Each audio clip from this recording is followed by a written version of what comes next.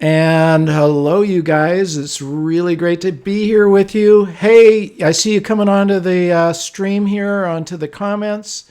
So, Joaquim from Portugal, hello. And here's, I'm sorry, this is Kusir Hart from Moab, Utah. I've spent a lot of time in Moab and in Canyonlands. It's absolutely gorgeous. And some of my earliest photographs were from there. And Benedict from Scotland. I love Scotland. I am a Scot. My mother is a Mackenzie. And we're Brazil, and I love seeing you guys. So just keep coming with where you're from. And later on, we'll have a little Q&A as well. Okay, so I'm going to go ahead and officially get the broadcast started. Here we are. And you guys, it's so great. Again, I mean, I love bringing fantastic photographers to you. I am Mark Silber. I'm a photographer and author in Carmel, California. And I just want to let you know that today's episode is brought to you by our friends at Bay Photo Lab. I've worked with them for years. I get prints made. I share them. I make books, cards. You know, sharing is really important, and getting prints off your computer into the printed world is super important. So just remember that new customers will get a 25% discount, and that would be you. And take advantage of that because it's, again, really important to share your work. Now, our guest today is Mads Peter Iversen. He's a fine art landscape photographer living in Denmark. Here's what he said. He said, I find my inspiration all over the world, but I'm especially drawn to the Nordic, cold, and harsh, yet stunningly beautiful nature, which you can see in this sample of his photographs right here. I often think of my art as expressions of feelings. Half the work is done in the editing phase where the pictures come to life, and we're definitely going to be talking about that. And Mads, welcome to Advancing Your Photography. It's really great to have you with us. Thank you so much, Mark. It's actually an honor to be on this video podcast thing we're going on here. I remember when I started out with photography, like 8 or so years ago, I saw some of your videos back then on YouTube. Oh, yeah, it's quite an honor to be a guest here. Well, the honor is mutual because your work is really stunning, and I can't wait to dive in and just find out how you do it. So let me ask you that first question, which I always ask. What are some of the key points that you use every time you pick up a camera, or maybe even before you pick one up? Oh, yeah, that's a good question. I try to go with the flow. Whenever I go out into nature, sometimes I have a plan for what I want to do. I have a vision and I have a goal for the specific photo I want. Other times I more or less just go with the flow. I try to keep an open mind, let me put it like that, and adjust to the weather when I'm out, and try to be open to different options when I'm out. Many of the locations I visit are the iconic spots, so you often have like a really preconceived idea about what you want. Yeah. So often I go for that first, and then hopefully I can manage to somehow get some originality into it. And I don't let my gear dictate what I want to catch. Like I don't always only use a wide angle lens. Right. I just as much use the long end or the mid-range focal lengths. You know, what's interesting is that Minor White, who was contemporary with Ansel Adams, said you should go out like a piece of film, a blank mind, an open mind, and let the image come to you, which is kind of what you're describing. So you're not, you're preconceiving maybe where you're going, you're pre-visualizing where you're going, but like you said, you're open to receive what's right there in front of you, which is really good advice. Yeah.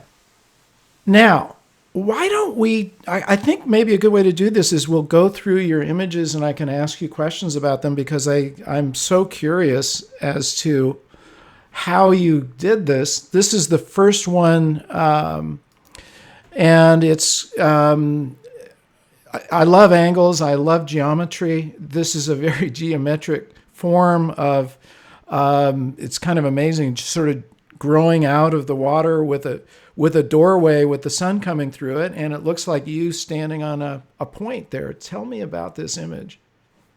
Yeah, so this image is from the Faroe Islands at a fairly known location by now. The sea stack arch there is called Dranganir, and you have to hike it quite far to get out there. It's like a 2 hours hike on in rock terrain, not too much up and down, but it can be hard. Right. And I've been out there several times when I lead workshops and on my own. And in this particular case, when we walked out there, it was completely blank blue sky. But we knew that the weather can change in the Faroe Islands, and according to the forecast, we knew it would change. So at some point when we saw that the clouds start manifesting, we started photographing. And at some point, you move like down across like a ridge next to the water, and this is one of the lower sections. And I know that there is a shot here. I just haven't really got a really good shot from this angle before. And I put up my tripod, and I usually I take several shots. I do what's called time blending. So I take a shot here and then maybe every 30 seconds or something like that. Wow. So when I come back home, I can sort through them and see which one I prefer the most. And if there are parts of the photo which are better in other parts, then I put them together in Photoshop. So that's what I talk about. Like half the job is actually I'm doing that in the editing phase. And that way I optimize my photos. And that is something you can learn to do. I wouldn't say fairly easily, but when you start to see potential in scenes where maybe other people who are only going for a single frame don't see it. That's pretty cool. And now, okay, so what are the mechanics of how you're capturing it when you're standing out on the point? You have a remote, obviously a remote shutter release. I use the built-in intervalometer, it's called. I'm using the Sony A7R III, okay. And it has a built-in intervalometer, so I just put that on to take a photo every 4 or 5 seconds. And then I just walk into the scene and stand there. The good thing about the Faroe Islands and Iceland is that there's not really a lot of other human beings where you're photographing, so your camera equipment is quite safe when you leave it. The same here in Denmark. Like unless you're like inside the big cities, but if you're out in the countryside, nobody touches your stuff. Wow, you've just told me how to do it. That's amazing. That's even better because at that was my question. Like at that distance, how would you fire a remote shutter release? But you don't even have to worry with that. I get it. That's very cool. Yeah. And awesome. the extra bonus is that you get the changing weather all the time, each time it takes the photo. So in that way, you can just choose the best one afterwards. That's wonderful. Okay, the next one we have this. Obviously, looks like you had a neutral density filter on because we're getting a lot of motion of the waves and these outcroppings with the sun going down behind them. It's just gorgeous. Tell me about this one. Yeah, so this is a couple of mountains in Iceland, and it's called Eystrahorn. It's quite close to another famous location called Vestrahorn, but this one here is it's one of my 3 top favorite places to photograph in Iceland. And I was here with another photographer, and we spent the entire day here. And most of the day, the mountains here was actually covered in clouds. But then just around sunset, the clouds moved a bit further up into the sky and behind the mountains. So we saw them, and we got this just absolutely incredible side light in on the side of the mountains. Yeah. And for the foreground, as you rightly say, that I'm using a neutral density filter to catch the long exposed waves. So I go for a lot of motion in my photos. So I usually use a shutter speed of like maybe 1/3 of a second when it's waves, because I don't want it to be completely blurred. I do want to have some motion and some action in them, but I still want to tame it a little bit. Yeah. And this is also an example of time blending where I take several photos. In this particular example, I made both a time blend and what's called a focal length blending, because I had to make one shot for the foreground, and then I had to take the camera up a little bit to also photograph the background because the scene is so wide as it is. So yeah, wow. a lot of different techniques, and then a lot of Photoshop or like camera raw and Photoshop afterwards just to get the colors out and put it together and all those things. We're going to have to do something in the future, Mads, of doing a screen share of you processing one of these. I would love to see the steps that you take. I mean, that's pretty phenomenal. It takes only a couple of hours or 3, depending on how nitpicky you are. Okay, well, listen, when you compare that to the old days of going into the darkroom, that's nothing, Exactly. It's like Ansel Adams would spend days and days and days working on one image, It's kind of amazing. Yeah. Okay, here we are with, again, a lot of geometry. You're in the foreground, and there's 1, 2, 3 prominent projections coming through. Lots of geometry. I'm a huge fan of geometry. In my composition book, I wrote about Henri Cartier-Bresson. Basically said that geometry is a pleasure for him because you're really tying all these different elements together. And you obviously use a lot of geometry as well. But tell me about this image. Yeah, I completely agree. When I talk about composition too, and it's also something I talk about in my newest ebook, is geometry. Think geometry when you are out, because that's more or less the best way to make an aesthetically pleasing composition. Think in geometry and geometrical shapes. So yeah, this photo here is from the Faroe Islands also. And yeah, these are background islands, and they really stand out like that. It's a single exposure, just straight on, and just like the first one, I used my intervalometer. It's hard to say in English. So the camera here is actually way further back than it is on the first photo I described. Here, it takes about 4 or 5 minutes to walk from the camera all the way to where I am. Okay. And I'm using what is probably equal to about 400 or 500 millimeter to get this very strong compression. I thought so. Yeah. I mean, looking at it, obviously those islands are, they're compressed together, but that's a really amazing effect. Yeah. From the foreground to the furthest away background island, I think there's about 20 or 25 kilometers. I love the way you're silhouetted. I love the way you're capturing yourself in your images. I've never done that. It's fantastic. When did you start that? I think that, first of all, let me just say this.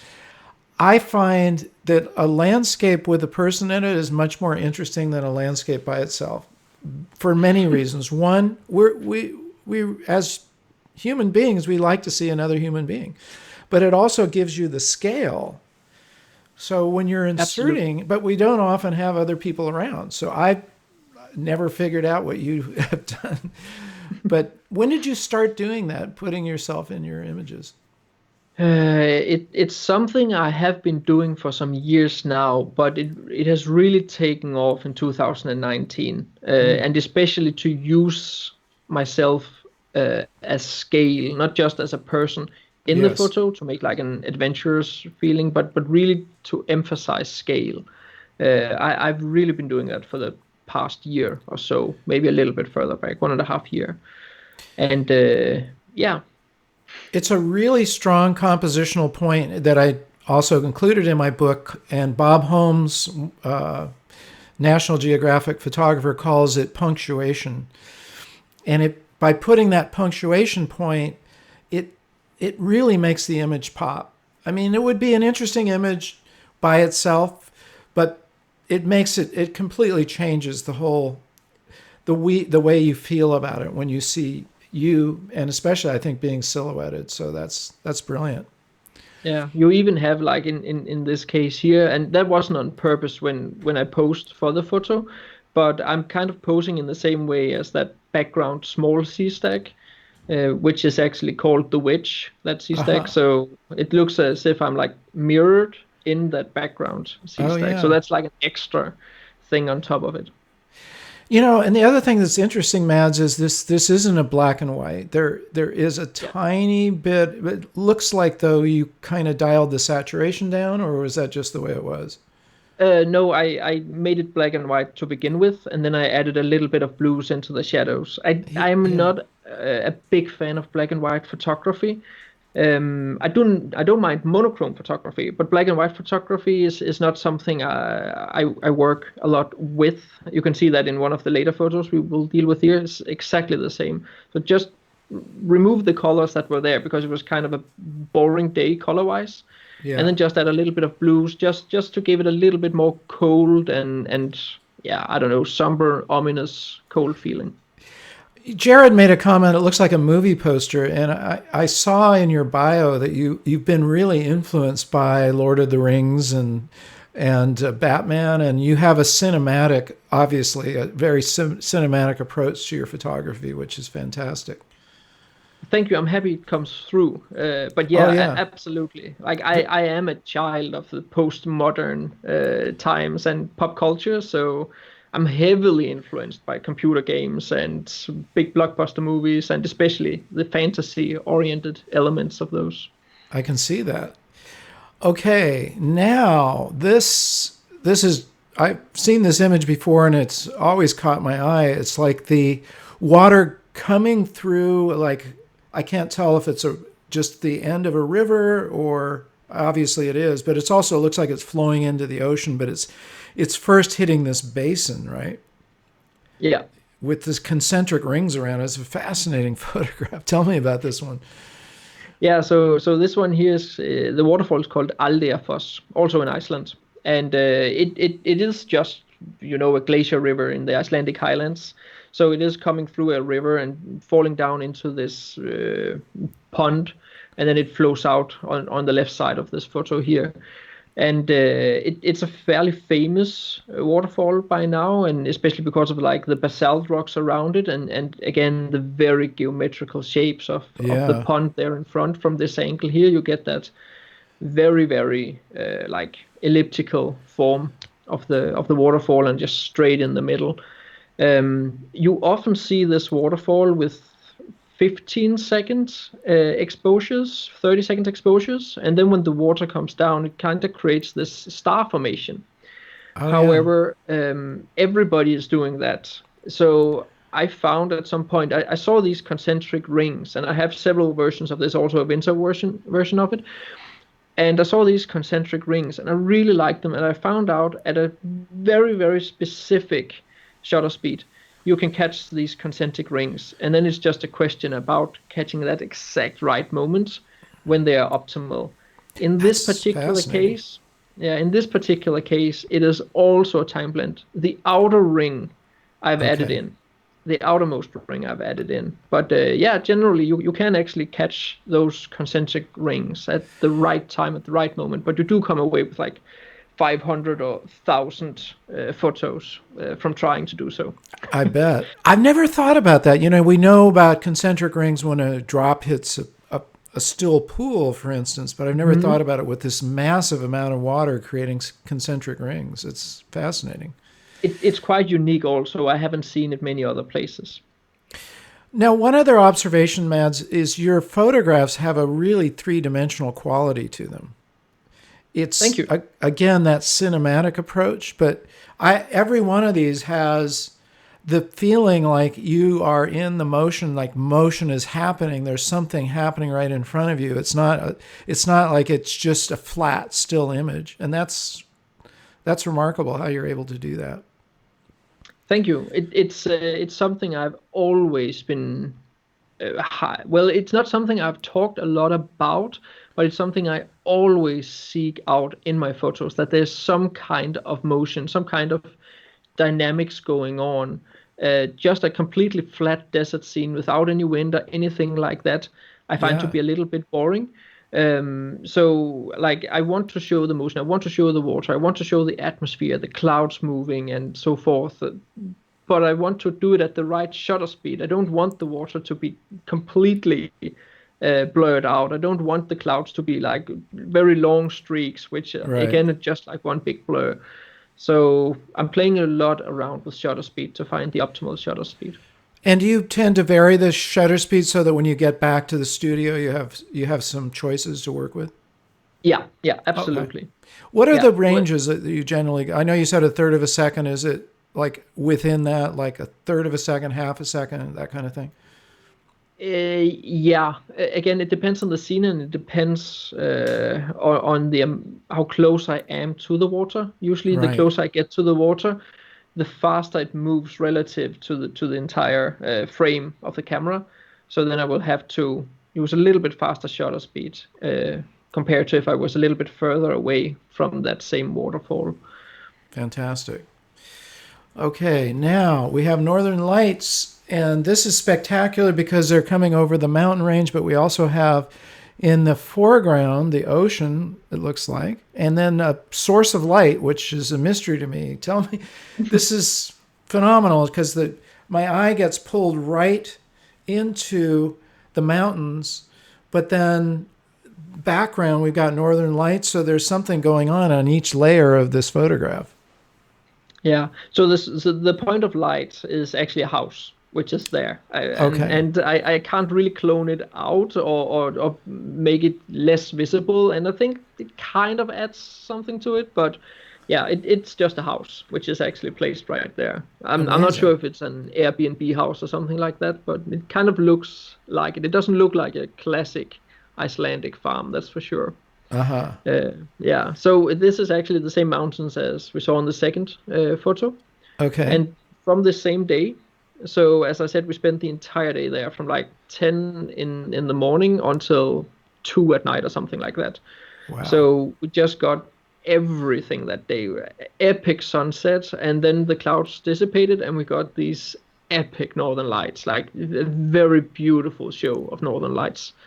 I actually have a video where I call it the ultimate guide to photographing and predicting the northern lights. It's here on YouTube, Oh, and cool. there I actually show the northern lights live filmed from that evening, so you can check that one out. I also have some time lapses from it. We'll add that And to our show notes for sure. yeah, and here again, it is a time blend. So I focused on getting the northern lights at the exact right moment because they were quite erratic. They moved a lot that evening. So I focused on that, and then I took a shot or two for the waves to get that also when the northern lights went down a little bit. It's the same scene. I haven't moved the camera, but I knew that I had to take two photos to get this optimally because I would didn't want to lose the optimal time when the northern lights were the strongest. Yeah, and your other point of timing is it looks like high tide because the waves are pounding up against the shore, the edge of the. I assume that's is this a man-made berm or is this a no? This is just the edge of. Sorry. Is that a man-made at the edge of the ocean there, or is that just naturally drop off like that? It naturally drops off. Yeah. It's this here is just a beach where it comes in. Like you are on a big peninsula, and this is on one side of the peninsula where like the beach ends, and you can walk out into to that area I'm photographing into here. I again like I have a video from both this evening and from this location. So when if people are interested in watching some of these locations, I have videos from almost all the photos I've taken in this collection we're talking about here. Fantastic. We'll definitely add those in there because I want to see them. Mm. Now it looks like we're in Middle Earth. It looks like Yeah. Mordor here. I mean, it that's about as close as I can imagine to it. So we've got the texture in the foreground of the green sort of mossy stuff, but our eye is completely led up to this evil looking mountain here in the center. Where is this and what's the story? This is deep into the Icelandic highlands. Uh-huh. And when people say that Iceland looks like another planet, they're absolutely right. It And then when is. you go into the Icelandic highlands, you go into another dimension, because it's just like anything you haven't seen before. It's quite dangerous getting in there. I would highly recommend to know what you're doing, come prepared, eventually get an Icelandic local guide, because there's a lot of water crossings when you're driving in there. So it's not something you just do on your own, and you have to have a 4x4 car. But yeah, in regard to the picture, I knew I wanted a photo of these mountains here, so I was just driving along the gravel road or sandy road in there, and I could basically take this with a long lens out the car window. I had to move a little bit into the scene, but not much. So it's just a long lens shot, and again, try to find a place where there was some kind of depth, so I have all these layers leading up into the background. And in this area particularly, we have all the black sand, which Iceland is famous for, black gravel, and then there's a lot of moss in this area, and this moss is just another kind of green. It's just like almost neon green. It glows. Yeah. So yeah, it's very, very fascinating. And then there was just this puffy cloud on top of the mountains. There were a few others around it that I cloned out, but it had this cloud on top. Amazing. Okay, now we have this sort of scrawny little tree in the center, but it's almost perfectly framed by the clouds behind it, which is kind of a cool thing. And then we're looking at a fairly flat water without a lot of texture on it, just a tiny bit of texture. So I'm assuming that might have been a long exposure as well.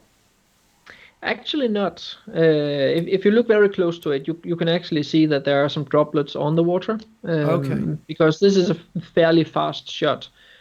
So it's in England, in the Lake District, at Lake Bottomere, and as I completely agree that this tree in and of itself is actually a little bit like, sad to look at. It's not very interesting, but it's super famous. I'm not sure it's actually there anymore, but it has been. It's quite an iconic shot from the Lake District. Interesting. And I went there, and it was just a little bit like, it wasn't really optimal weather. And then from behind, a big shower came in, and I just saw, like, maybe 15 seconds earlier, that there was this little triangular part of the mountain. So I'm actually standing in the lake along the seashore there, and I have water coming in through my boots, which have a hole in them. I have water seeping down my neck, and I just know that I need to get that shot. And I forgot that I had it on 2-second timer also to get it, even though it's a fast shutter speed. So it's just like, try to line it up, and I had to hit it at the right moment. And I was like, no 2-second timer, but it still turned out to be really, really good. And it's one of my favorite photos also from my tour to England. I love it. It's so moody and so, again, somber, ominous. I love the way you capture feelings. I mean, I think that, again, that's an emotion added into an image is really what makes it art. And that's fantastic. By the way, what camera do you generally shoot with? Is it the A7R3? The A7R3 I've been using for a couple of years, and a few of these photos here I've shot with my Canon 5DS. Okay. And there is, let's see, one I have shot with a 5D Mark III and one with a 5D Mark II. Okay. You use the same cameras I do, pretty much. That's good choices. We have a church squarely in the center of the frame, and it's on a plain with incredibly dark clouds above it. There's a lot of interesting things about this photograph. The darkness of the roof and the siding with pretty white windowsills. I think that's amazing because your eye is just drawn right into that. Where is this, and what's the story? Also Iceland, and it is from my very first tour to Iceland as a landscape photographer, and one of my highest priority photos to get in Iceland on that tour. And when I went there, it was like, cloudy, and I wasn't really sure that I got anything good from there. I knew I wanted to just like straight on like that, just to get like, again, very, very simple central composition. So I started playing a lot around with it in Camera Raw and Photoshop when I came home, and I really managed. Again, it's a single exposure, so there were actually quite a lot of texture in those clouds, but you can hardly see it Right. on the raw file. So I really managed to pull out a lot of those details in the clouds, and really again darken down the clouds, and make this very, yeah, super moody photo. It is the single photo I have earned the most from Really ever, interesting. yeah, in my entire portfolio. Congratulations. One thing I like to point out, and I like to see this, this sort of worshiping of the rule of thirds, like it's a law, and if you break it, the photography police are going to give you a ticket. And there's so many examples of where photographers have disobeyed that rule, and this is an example of it. Straight square in the middle of the frame, there's your subject, which works, and Yeah. it's perfect. Yeah, the rule of thirds can be interpreted in a few different ways, but I think the most popular one is to place your subject or focal point in one of those intersection points. Yeah. And when I usually teach people composition, I hardly mention the rule of thirds, Good for because I you. would say that it actually destroys your understanding of composition, because Yeah, there's so many other elements that you need to take into account before you can actually apply the rule of thirds, such as balance in the photo. that's So, right. That's yeah. so true. Yes, indeed. Well, I wrote a book that has 83 compositional techniques in it. Just I kind Hmm. of wrote it like this is a cookbook, a recipe Yeah, book, and yeah, you don't have to use it. You don't have to use any of them. You could use three or four to combine. But just like if you're learning how to cook, it's good to have some recipes to start from, exactly. and then work from there. So you Yeah. don't you got to know how to make a souffle. You should read the recipe, but after a while, you don't necessarily have to follow that recipe. Yeah, I often talk about composition as compositional tools that you can Exactly. apply to a given scene. Because obviously, some of the scenes, like trying to force a framework like the rule of thirds or the golden ratio into a scene where it's simply not there. It's just a waste of time. It's a waste of time. It's Yeah. so true. And here's another good example of not following that rule. So beautiful, cinematic, incredibly cinematic, and this could be a movie poster as well, telling the story of a enormous river flowing through these two peaks, and the girl gazing into this with blue. There's so many cool things about this. What's the story? Who's the girl? The girl is my girlfriend, and Oh, we good. we often we really enjoy traveling together. She's also a outdoor girl, adventurous girl, Uh huh. in many ways. And this is our first tour to the Faroe Islands, and I knew I wanted to photograph this place. There's a couple of mountain peaks, and then it's actually a fjord there in the background. Okay. I knew I wanted something like this. The traditional shot from that place is quite iconic, but the person standing in it is further into the scene. It's a bit smaller. And I knew I didn't really want that in this particular case. So we walked quite, yeah, well, it's probably only like half a kilometer further along the ridge, crawled up some different stones and rocks to get to a higher vantage point. And I found this outcrop of stones where she could stand. And yeah, then I basically just took the photo. Again, there's a lot of editing in it. The light source there in the background wasn't there. Oh, I see. I've added it in because I want the eye to like go into the scene. Right. Boy, it Yeah. works. So I use yep. my wife a lot as a subject in my Hmm. photographs, and it's always handy. I use my kids and other people too. But, like you, we travel together and we've done a lot of mountain adventures. I actually took her up to the top of Mount Whitney, which is the highest peak in North America, Wow. in the lower 48 states, I should say. Okay. And so yes, I think it's a built-in kind of benefit to traveling with someone, as they can be your subject in the photograph. Absolutely. Absolutely. Okay, and this one of the rowboats, absolutely still mirror lake water. I mean, it's a mirror like lake. The ladder leading down to this one rowboat, which I assume would be the one that you would go out on eventually. But this is fantastic. Where is this? So this is in the Dolomites in northern Italy. It's Oh, the wow. lake is called Lago di Brai, and this particular shot is an extremely iconic and famous shot on Instagram. Mm, So a lot of the travel influencers on Instagram, when they go to the Alps, this is like the main shot to get. We were actually standing in line to get a shot here, really? which is Standing just in line? it doesn't look like that, right? No. But yeah, there was actually a line of photographers, and I admit that this is one of those places where I just felt, I won't say disgusted, that is a little bit hard word, but I just Uh-huh. felt, this is so unoriginal. I really don't like it. So I went off, let the other guys I was traveling with to take this shot. So I went off to photograph a church from another angle. And then I came back and I was like, okay, let me just get it.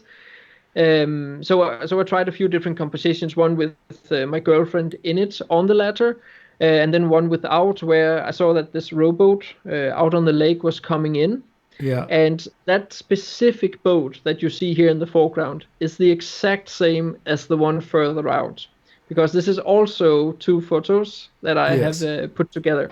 Oh, I see. Okay. Yeah, so I really like it because of the depth and the stillness and the reflection of it, and it's one of my favorite photos from that It's tour, wonderful. which I is mean, it just really so is. ironic because I really didn't like going away from there because it's just a shot that everybody gets, but hopefully I have a little bit of, like, originality, since I don't have a person in there besides the people in the rowboat. Well, again, it's the cinematic quality, because I feel like, for what it does for me as the viewer, is I'm almost ready to take my step down and walk down the stairs and jump in the boat, because it's drawing your eye there. But Absolutely. yeah, but then you have the other, people in the boat in the background, and just, again, even though there's no apparent motion, it does feel like there's motion. It definitely feels three dimensional. So Hmm. it's really well done. Okay, and here's another one that I was just absolutely intrigued by: the windy road, with S curves, which is a compositional tool, and leading us to the island right in the middle of these other peaks with the clouds behind it, and a lot of light back there as well. Is this in Iceland as well? This is in the Faroe Islands. Okay, Yeah. So yeah, the road is actually like that, and that's a you're windy road. basically, yeah, you're just standing behind like a little stone fence when you Oh, I take this see. shot. It's super accessible next to the road, obviously, because it's right there. Yeah, But yeah, and the composition is just perfect. it is. I haven't pushed anything around or anything like that. This is a single exposure. Most of the editing I did was to brighten up the road so it actually stands out, because Okay, you're shooting into the light. So obviously right. you're exposed to the highlights, and then trying to balance the blues in the background to make a proper gradation through the blues. Because I was also using a polarizing filter, and it had a very strong effect. But since I'm shooting fairly wide, it's only one part of the sky which has the polarized light. So I had to darken down the part which the polarizing filter didn't touch. So yeah, this is just at sunset, and it was super lucky because we Wow. were shooting the sunset at another place, and we were driving back to the hotel, and I was like, we're driving just by this, and we only had to drive over a small mountain pass to get this shot here. I was just, let's just drive up there and check it out. And it was just like, the $1 million shot to get. It's like single exposure, polarizing on. You can even handhold it. Amazing. And then, lift the shadows and the photo gods were in your favor absolutely that day. Yeah, I can see absolutely. that. I love the deep blue of the sky too on the upper left. Yeah. And contrasting it with the orange on the coming, on the cliffs there. That's fantastic. Yeah. I think we have one more, and then we're going to take some questions. This is maybe my favorite of all. Mm-hmm. And so we have this very jagged outcropping. I'm guessing this is I wouldn't imagine that is you over there. That'd be a long walk over to that side. What's the story here? That's also my girlfriend. Oh, okay. Yeah. Again, this is very much Middle Earth type photograph to me. Very much, yeah. So this is also in the Dolomites in Italy, and it's the same tour I was on as the one from the lake, and it's my girlfriend standing over there, and it's again that's quite far over there, and usually people when they go here go to get a wide angle shot, but I wasn't really satisfied with the conditions and what I could find for the foreground, so I just used a longer focal length of 40 millimeter, and I just walked a bit further back, and I could see that this outcrop that you could actually stand out there. So I asked her to go out there to again just show some scale in this scene, and I just zoomed in to it and fill the frame with what you want to see, and that was what I did. So this is during sunrise, so we had a little bit of sun streaks coming through the scene, but I have highlighted them quite a lot, dodged them a lot in Photoshop to emphasize them, and then I put that darker graduated layer there on top. Oh, I see. Okay. To darken it down, but I see you don't really see it because it's kind of balanced with the foreground rock somehow, so it does look like one big sun beam coming through the entire scene.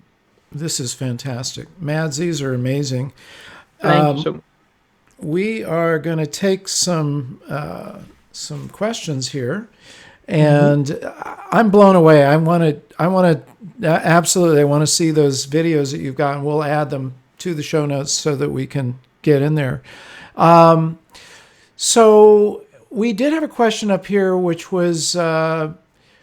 Well, are you going to be doing any tours to Iceland once the pandemic is over? Yeah, so far I've been doing tours with Iceland Photo Tours. We don't have any plans for next winter. It's usually only half a year before. Yeah. And because of this pandemic, I don't even know how they are doing right now, how the entire thing is going on. But definitely, maybe in the future. I do have like a... If you subscribe to my newsletter, then I will share the announcements of the different workshops and tours I do. Good, and we'll make sure that link is in there as well.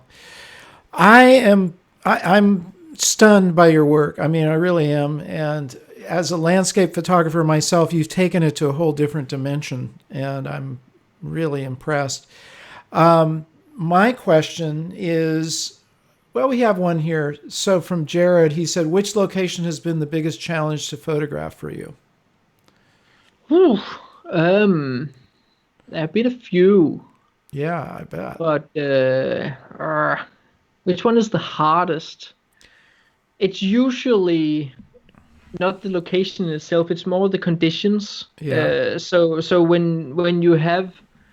when your filter starts to fog a little bit and you have water coming into your face and you're standing next to the ocean balancing on some very wet rocks, that is usually very challenging because it's like one wrong step and you either lose your camera gear or your life. Either way, it's not a good thing. Yeah. I usually prioritize my own safety. So I don't do anything that will cost me my life. I have this rule that there always have to be one step between me and death when I walk on these crazy places in the Faroe Islands. That's a good one. That's a good rule to keep in mind. Yeah, I don't suffer from height sickness or anything like that, but there is very far down, and if you do make a wrong step, then you die. There's Right. no doubt about it. So yeah, I'm fairly safe usually, but the hardest conditions are usually around the sea when I do my sea escapes, and you Yeah. have waves coming in, and suddenly a big wave come in, and you have water all the way up your knees. I used to teach mountaineering, and that was the essence of what we taught people, which is how to go out and enjoy the mountains without being hurt. Because if you're hurt, it ruins everything. Yeah. Here's a question. How important in editing landscape photography, and how much editing is too much? Oh, that's a good question. I don't think that there is too much editing. Usually, when we talk about over-edited photos, Yeah. it's because we usually see a lot of what I call unwarranted mistakes. Right. So that would be, like great halos along cliff walls with the sky behind, and colors that don't match, and light that doesn't match with if you replace the sky, and the angle of the sun is different from the shadows on the ground. And Yeah. yeah, so a lot of what I usually call unwarranted mistakes, and I'm very highly sensitive to that, and I try to eliminate them as much as possible, because when you look at my photos, like, they are highly, highly edited, but I Right. try to make it look not necessarily natural, but so that the eye will accept it. You've done a fantastic job. And listen, I want to thank you for joining us again, or I want to say again, because we're going to have you back for sure. Thank you so But is much. there any final advice you'd like to leave these guys with in terms of advancing their photography? Do what you like to do. Do what you think is fun, and don't let other people tell you what you should or ought to do. But of course, learn from others, and try to avoid all these unwarranted mistakes. But let it be fun. If it's not fun, then there's no point in doing it. Absolutely. Great advice. Mads, thanks again.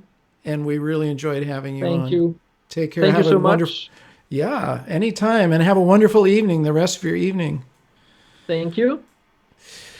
So, wow, what a fantastic interview, you guys. And I'm blown away. I learned a lot. I'm sure you did too. I can't wait to watch those videos.